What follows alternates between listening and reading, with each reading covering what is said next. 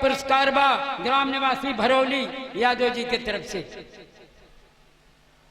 बाबू सोना का विश्वास ना रहे कि रुदल हमारी लड़का के साथ ये घटना की करी है, लेकिन आल्हा का विश्वास भई शंका के आँखी से देखल क्रोध शांत हो जाला, लेकिन काने के सुनल शब्द कटार हो जाला। बाबू काने के सुनल शब्द कटार हो जाला, आँखी के देखल क्रोध शांत हो जाला। ये शंका की धारा में आल्हा डूबे लगले,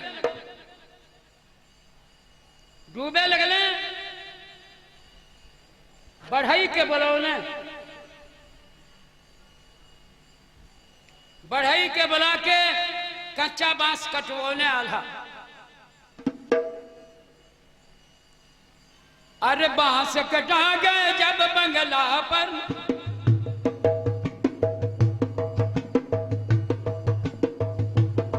पत्ता देते जाए फरमाए। अरे पत्ता फरा गए जब बांसन गई, अब क्रोधित भइले आल्हा बलवान। अरे चढ़ल मोह जब मां लड़का गई, अब संगत निज बिगड़ल बा। मोह समाइल लड़का के मोह, बत्ता बांस के फरा गई। एनी रुदल आवे ना बंगला पे, लेकिन देवा बरियाई से ले आवे खींच के। दोनों घोड़ा रोवत पीछे पीछे बाणसन। इंदल के घोड़ी रहे जो ननिहारे में पवले रहने, वो रोवत संग में बा। जब पहुंच बंगला नियराइल, सारा नर नारी मोहबा के जुटल है। क्रोध चढ़ल है आल्हा का। निगाह जब रुदल के आल्हा पर परल, तो औरी आरू आ गई। रुदल औरी रोवे लगले। अरे तनिको दर दिया हो नाही आल्हा जी का भैली बाबू। तनिको दर्द ना भय, तुरंत मुसुकवा बाबू दिले बंधवाय। हथवा में बता देखी आल्हा उठौले बाण। अब बता के बाबू गिरत बाड़ी मारी, बता के मरिया रुदल बाबू गिरत बाड़ी। और ये देवा पर गिरत ये बाटे मारी, इतना मरिया आल्हा बंगला पर मार मारे। अब सन जो गवा बिगड़ी गई ना, इतना न मरिया दोनों के आल्हा मरने वाला। बाबू इतना बेदर्द हो के आल्हा रुदल के और देवा के दोनों जने के ऊपर मार, बत्ता के मार के बेहोश कर दिए। बेहोश होके दोनों बलवान गिर गए। डर के मारे आल्हा की केहू छुड़ावे ना जा। माता देवला रोवे भवन में, गौनहरी औरत रोवे। लेकिन क्रोध है आल्हा के चढ़ल है, लड़का की मोह में पड़ल रहने, भाई के संगत छुड़ावे लगने। जब बेहोश हो के दोनों बलवान गिर गए ने, तो आल्हा के आदेश भइल। जल्लादन के बुला के कहने कि दोनों के लाश जंगल में ले जा। अरे काढ़ी के कर जमा हमके बंगला में तू ले आई है बाबू।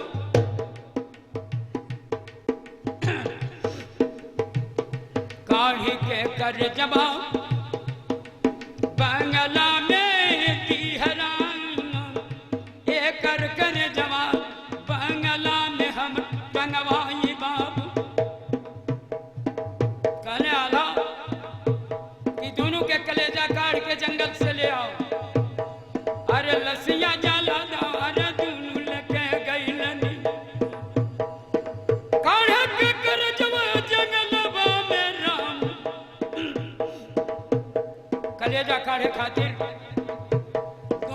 लाश जंगल में जला दिए गए, लेकिन हिम्मतिया न पड़ जलाद गई।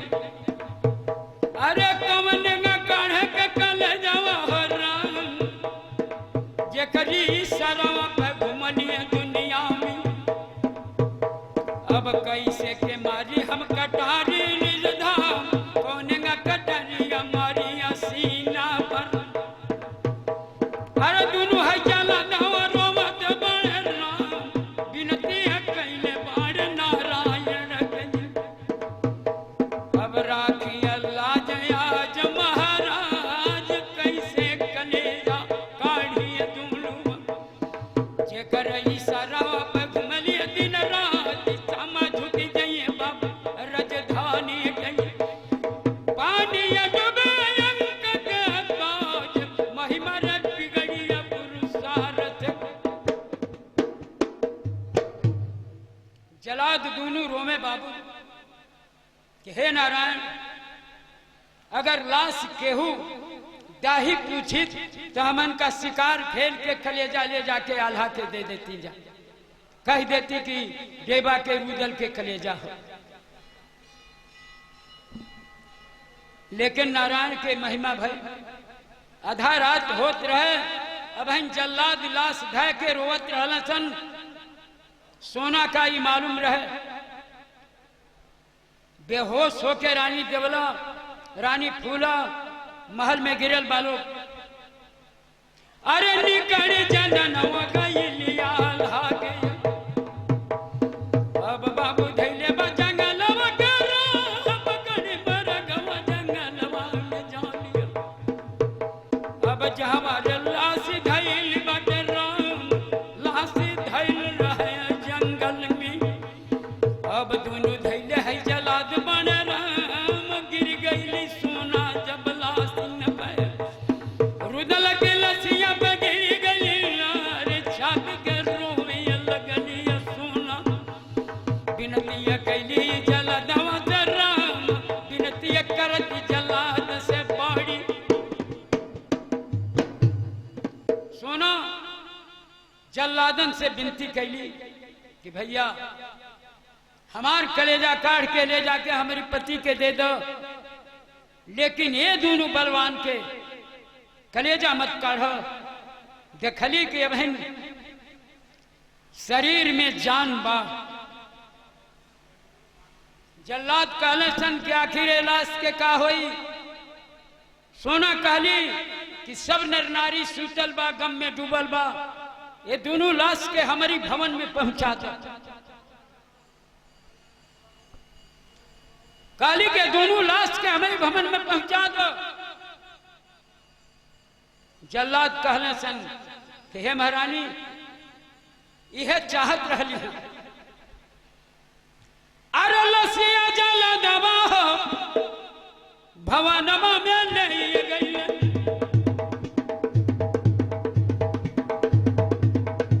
अब सब सुतल है रहली नर नारी, रोवत आल्हा बंगला में गिरल बाड़े।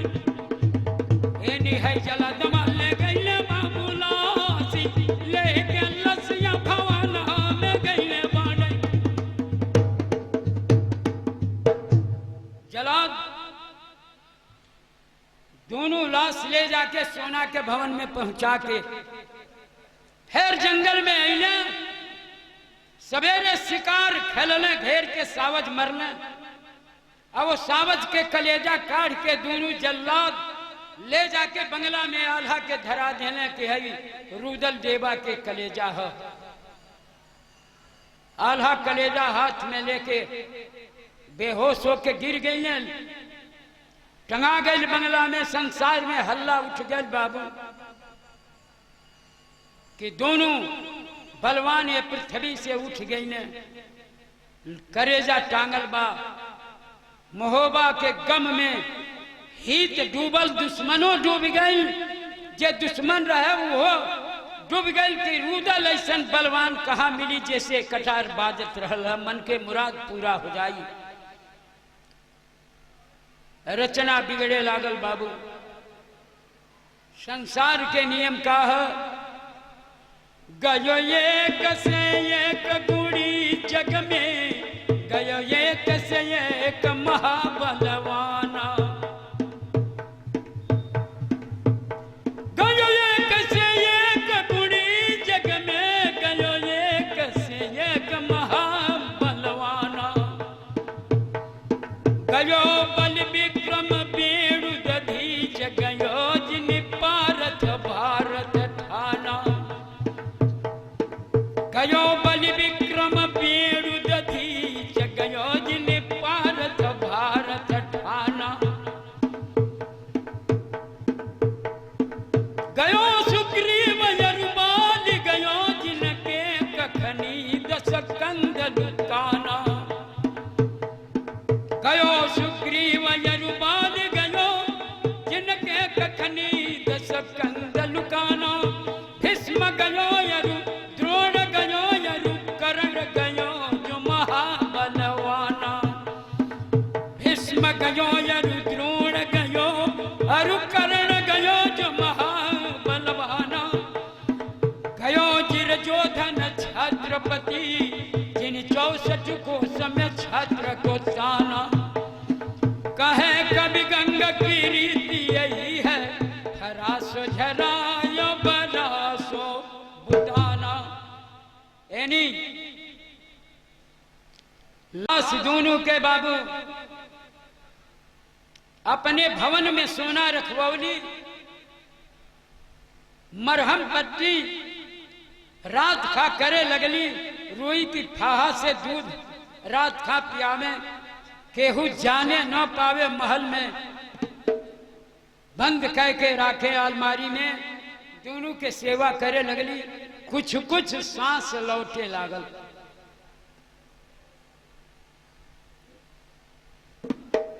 आरे सेवा कैले रनिया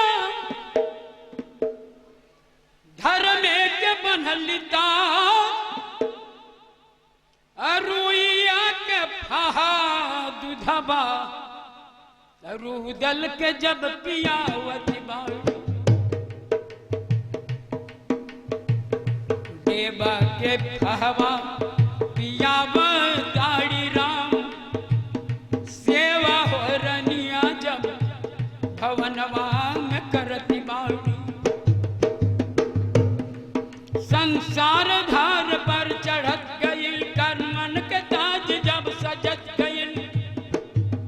तकदीर भाव पर गढ़त गई रचना नारी के बढ़त गई। सेवा कर सोना रात दिनवा मेरा राम। एनी हो कर जवा बंगलवा में टांगन बाण। अरे नर नरिया रोवत बाड़ी राम। हाय नर नरिया मोहो बाबा के रोवत बाड़ी। मरिया मोहो बके निकलिए गइल राम। हाय रणधारी जेकर जांगल है करे जबान।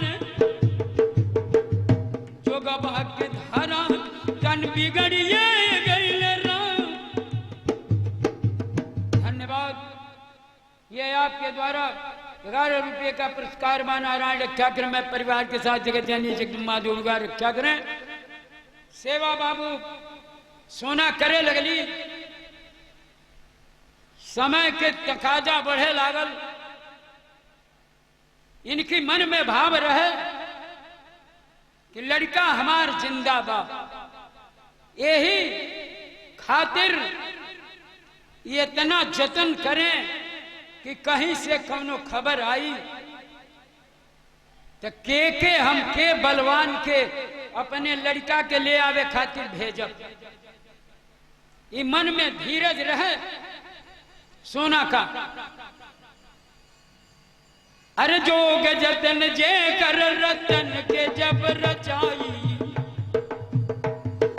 जोग जतन जे कर रतन के जब रचाई। एक दिन चिट्ठी दुनिया से बाबू आई। चिट्ठी आई जब बालक के अब के करा के कठाई बिना अजियत लाल धारा पर पानी नाही बिगड़ल अंक के बाद सेवा कर रुदल के पाई सेवा करे देवा के यार दोनों के सेवा कैलिए सोना अब संजोग गईलनिया शरीर में कुछ कुछ ताकत होखे लागल शरीर में ताकत जब भल रुदल का देवा का तो एक दिन सोना सूत गईली राती था उनके मन में खुशी रहे कि ये उनके जिंदा मानो शरीर कह दिली कितने दिन के जागल रहली भवन में सूत गईली ये दोनों छत्री अपने में विचार कैले रुदल कहले देवा से कि भैया फौजी हमन के जिंदा कैली लेकिन करेजा बंगला में टांगल बा संसार ही जानता कि रुदल देवा संसार से चल गई भैया के लड़का मिलल ना तो हमन का फर जिंदा होकर कौन मुंह दिखावल जाइए संसार में रुदल कहने कि भैया आज वे रात खा निकल चले के राजधानी से कहीं चल के चेहरा हमन के कुरूप बा नकसिक जटा जूट बढ़ल बा चेहरा पे रौनक नहीं के कलेजा बंगला में टंगल बा संसारी जानता कि दोनों बलवान संसार से विदा हो गई न कहीं चल के केहू बलवान से युद्ध करके वीर गति के प्राप्त हो जाए के लेकिन भैया के लड़का मिलल नहीं ये संसार में कौनेगा मुंह दिखावे के भैया से फिर मुंह ना दिखावे के बा अरे दोनों जोगी सन्मत भैलन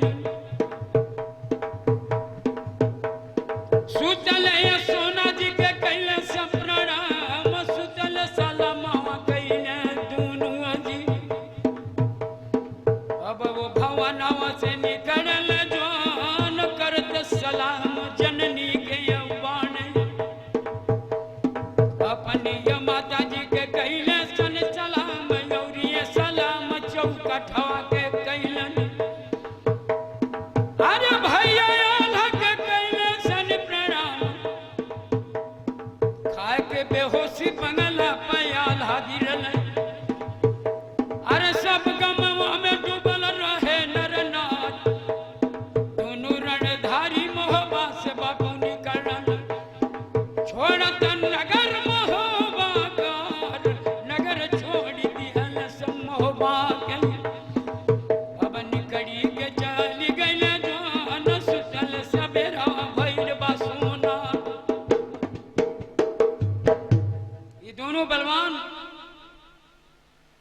मन ही मन सब नगर के प्रणाम कह के नर नारी के प्रणाम कह के सोना के प्रणाम कह के आल्हा के प्रणाम कह के माता देवला के प्रणाम कह के रुदल देवा दोनों जने वो भवन से निकल गई ना सोना सुतल रहली जब भोर भई तो देखली कि दोनों बलवान गायब बाने अरे देख के राजा नवा सोना धरतिया पर गिर हो गई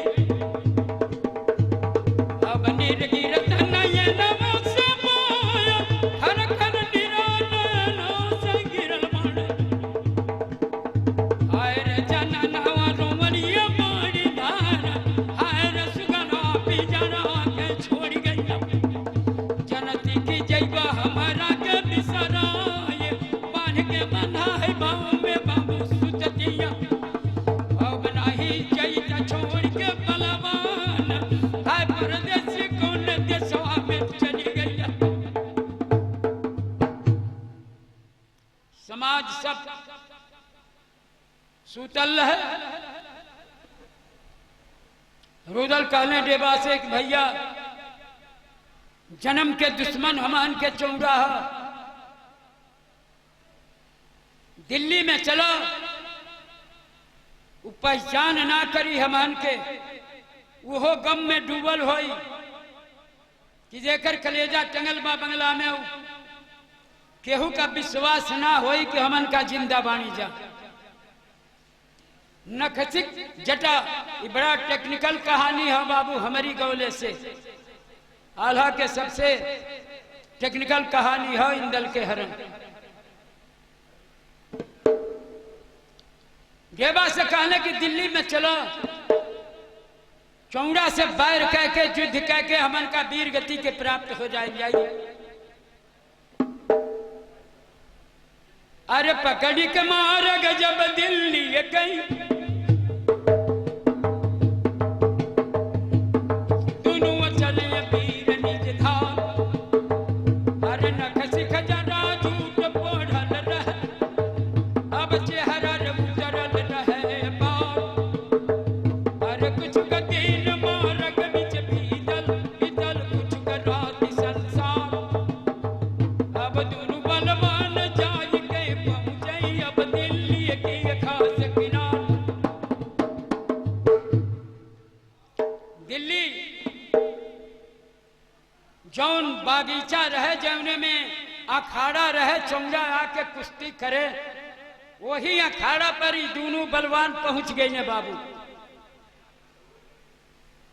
वो अखाड़ा पर जब पहुंचले, संध्या समय भइल, अखाड़ा पर बैठ गए ने। रुदल अडेबा दोनों जने वही अखाड़ा पर बैठने। चौड़ा रुदल की वियोग में पागल हो गए रहे बाबू। दिल्ली के महान बलवान सेनापति पृथ्वीराज के चौड़ा जौन रहे, रुदल की वियोग में पागल हो गए रहे। जब से सुनलस दखलस की कलेजा टंगल बा बंगला में, पागल भैया चौड़ा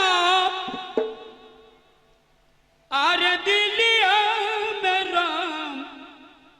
जब जब सुधिया हो रुदल के उनका यावत बात।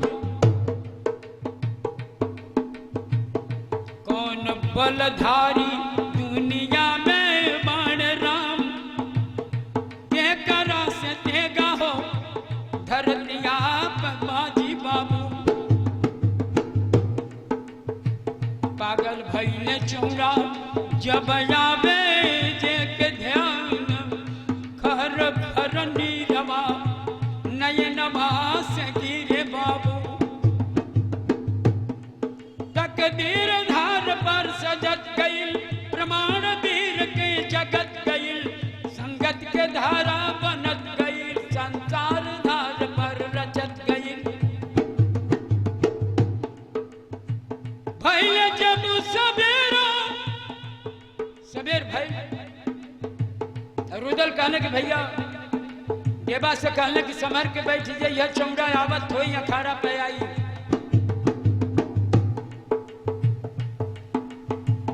जंघिया लमोटा कन्हवा पे धैले राम। हाय बाबू चौड़ा हो बंगलवा से निकलल बाड़े। पकड़ी के मारग अखड़ा पे जाने आरा, पकड़ के रहवा जब अखाड़वा पर जाने चौड़ा।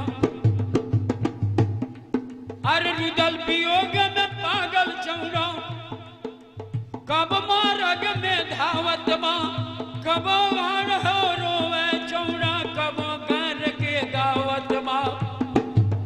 पागल बलधारी धर्म धीर अवतार, वीर के संगति बा। संगति छूटल वीर पुरुष के रोवत चौड़ा अंग के बा। तकदीर धार पर कहा गईल, बलवान छोड़ संसार गईल।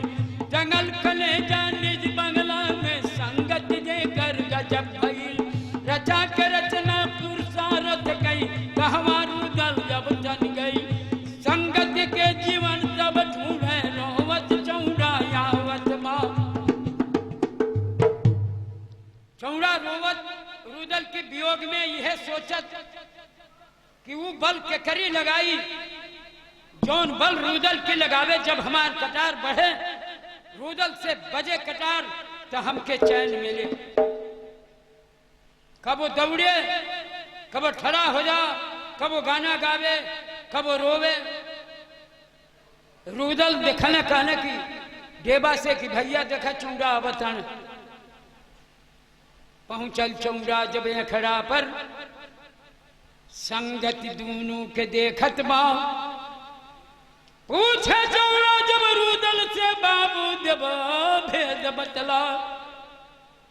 चौड़ा कहने कि कहां से आके बैठल बारह लोग खड़ा पर, कहां घर द्वार बा। रुदल बहाना कहने कहने कि भैया हमन का बंगाल से आज मान जा तुहार नाम सुन के तो से युद्ध करे खातिर आके बैठल बानी जा। चौड़ा कहलस और युद्ध के कहानियां मत हमारा के सुनावा हो, बल नहीं खे शक्ति नहीं खे मत युद्ध के पुकार हो। अरे जहिया से रुदल हो धरतिया से गईले बाबू।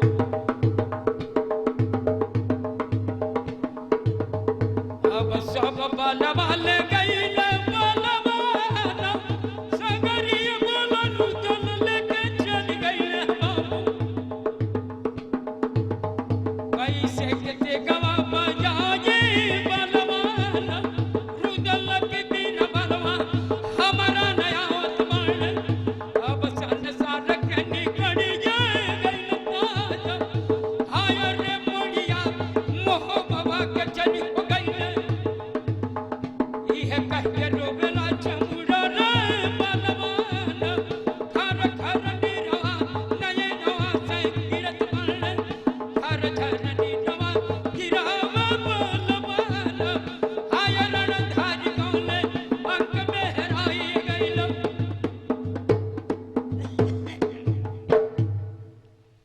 चौड़ा कहलस कि भाई जैया से कलेजा रुदल के डेबा के टंगा गए बा बंगला में वही दिन से बल हमार खत्म हो गए। रुदल के देखी तो बल हमारे लग 100 हाथी के बल होके, लेकिन जब से कलेजा उनके टंगा गए वही दिन से बल भाग गए। रुदल बल लेके हमार चल गए हमके नरक में छोड़ गए। चौड़ा कहलस कि दूसरे देश में कोनो बलवान से जाके युद्ध करो, हम अब तेगा उठाए बिना हाथ में न युद्ध कर प्रण बा हमार। रुदल कहने डेबा से कि धीरे से कि भैया अपन नाम हम बताएं तो का जानिए खरा गर्मी आवे। डेबा कहने की हो करो का जानी देखा तेगा उठा ले हाथ में। रुदल कहने की भैया चौड़ा हम ही रुदल हैं तोहरिया खड़ा पर आयल बानी। यह डेबा हमें कलेजा टंगाइल बा हमनी का ने खींचा टंगाई। चौड़ा जब नाम सुनलस रुदल के या डेबा के तो 50 डेग पीछे हट गए। चौड़ा के मन में शंका हो गई, अरे भूतवर बन गई अखाड़वा पर आइल बाण। अब दोनों भूतवा बनले बाण राम भूतवर बन गई अखाड़वा पर आइल बाण। और हला करत भागल बलवान हला सुनाओ दया अखाड़वा से भागल बाण। अब दिलिया के बाबू धैले बाण राम भूत रे भूत है चौड़ा पुकारत बाण। चौड़ा हल्ला करत भगल कि भूत बन के रुदल देवा हमारी खड़ा पे आके बैठल माने। प्रेत की जोनी में हमार पीछा करता न सन दोनों। बात सत्य रहे जेकर कलेजा बंगला में सो हो गल टंगा गल बा वो कैसे जिंदा होई ओकरा शंका भूत के चढ़ल की प्रेत की जोनी में हमार पीछा करता न सन। यह हल्ला करत चौड़ा भगल।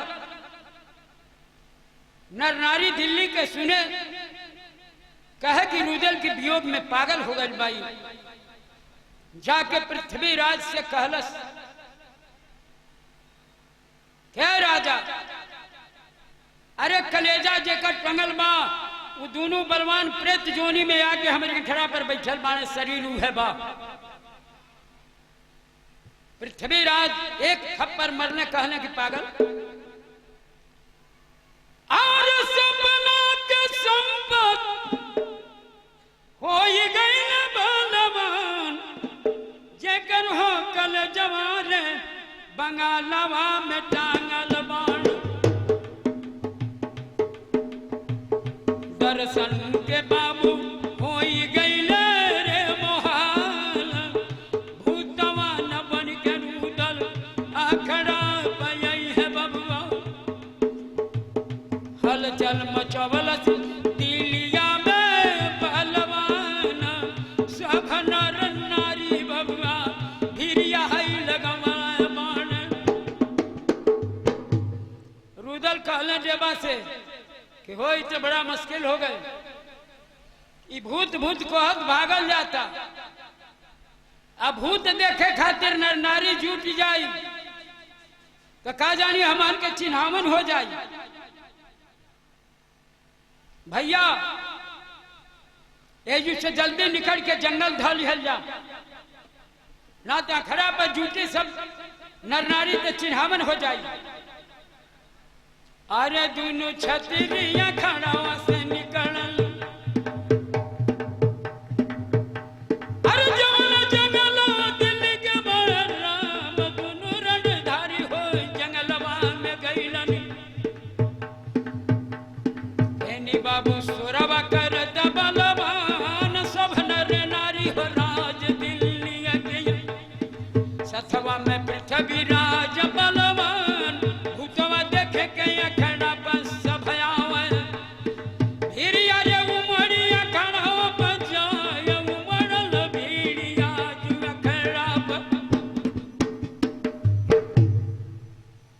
दिल्ली के नर नारी भूत देखे खातिर खड़ा पर उमड़ल, यानी दोनों गायब रहले, लेकिन दगिया उखड़ल रहे जहां बैठल रहने से दोनों लोग चौड़ा के लगल डांटे के रे पागल, कहीं चिड़ई के पूत खड़ा पर नहीं खेते कहताड़े कि भूत बन के बैठल बालो। चौड़ा कहलस कि हे जू रुदल रहला, हे जू जेबा रहला, देखा दागी उखड़ल बा। लोग देखे, सबका ताजुब होखे लागल कि बात बुझाता सही बा, बात सही बा। आई देखले बा, चाहे आभा देखले होके, चाहे सपना जगल ही में देखले होके, लेकिन आज रहे लोग चौड़ा के पकड़ के ले गई ने राजा पृथ्वीराज। कहले कि पगलाइल बा के इलाज होई। एनी रुदल देवा से कहले कि भैया अरे चल चल चले के वह पर्वत पर,